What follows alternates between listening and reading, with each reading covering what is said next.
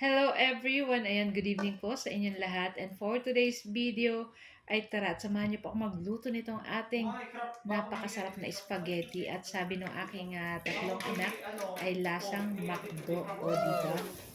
Kaya kung gusto niyo rin na magluto ng ganito kasarap na spaghetti, manood lang po kayo dito at para naman matry niyo din lutuin sa inyo. At check na magugustuhan din ng inyong mga chikitings. At hindi lang ng inyong mga anak, pati ng mga kasama nyo sa inyong bahay. Magugustuhan ito. At napakasarap guys. Ayan. So, yun na nga. Meron tayo dito 1/2 pork giniling. Ayan. So, pwede po ang beef, pwede ang pork. So, after nating masangkot siya yung ating pork dyan, na giniling, pwede na natin igisa yung ating bawang at yung ating mga sibuyas. Ayan. Tapos halu-haluin lang po natin iyan hanggang lumabas yung bango nitong ating bawang at sibuyas. Pagkatapos maglagay na po tayo ng pamintang durog. Ayan. Tapos halu-haluin na naman po natin iyan hanggang mga moy. Yung lumabas talaga yung bango nitong ating ginigisa.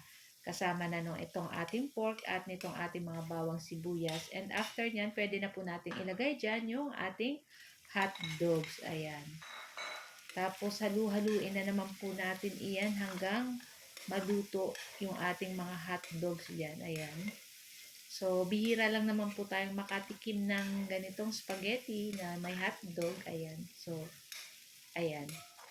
Tapos, maglalagay po tayo dyan ng carrot at red bell pepper mamaya para mas masarap at may gulay-gulay yung ating spaghetti. Pero, hindi ito malalasahan ng ating anak kahit may carrot at bell pepper kasi napakasarap guys.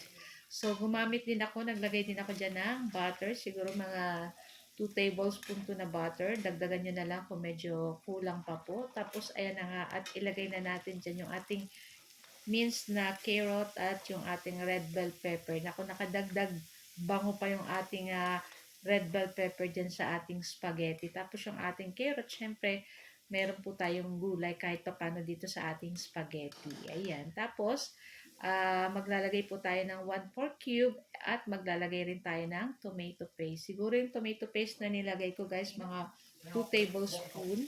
Ayan, para makulay yung ating spaghetti dyan. Tapos, ayan na nga, hinaluhalo na natin at nilagay na natin yung ating spaghetti sauce. Ayan.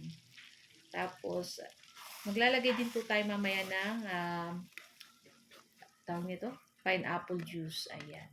So, halu-haluin lang po natin iyan hanggang maluto yung ating spaghetti sauce. At pagkatapos, maglagay na po tayo nitong ating pineapple juice. So, ito po yung nakadagdag sarap talaga nito guys.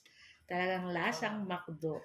And syempre, maglalagay po tayo ng condensed milk para talagang manamis-namis talaga itong ating spaghetti. Ayan, talagang magugustuhan po itong ng inyong mga anak. Sobrang sarap.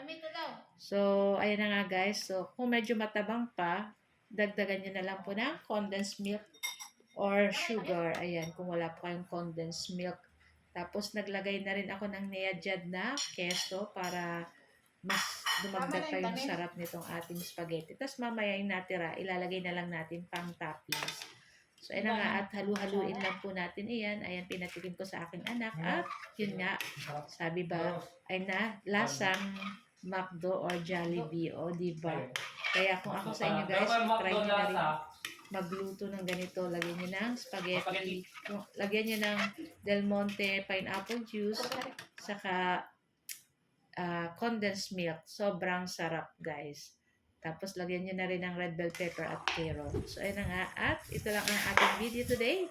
Thank you for watching. Bye!